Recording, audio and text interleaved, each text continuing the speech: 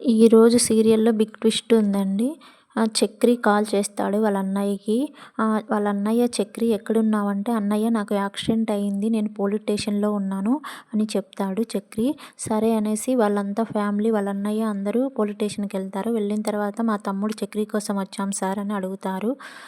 Police ఆయన చేతిలో car గుద్దేయడమేనా తొందరగా వెళ్ళి అడ్వకేట్‌ని మాట్లాడండి అని ఎస్ఐ చెప్తారు. అప్పుడు మహాలక్ష్మి తనని ఇంకా కోర్టుకి ప్రొడ్యూస్ చేయలేదు కదా అని అడుగుతుంది. Mahalakshmi already FIR copy ready అవుతుంది. ఇక కొద్దిసేపుల్లో ప్రొడ్యూస్ చేస్తాము. దయచేసి చెయ్యకండి అని పెద్ది అడుగుతాడు సార్‌ని.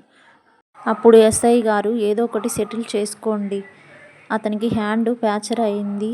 50,000 ఇస్తే కానీ కాంప్రమైజ్ అయ్యేలాగా లేడు.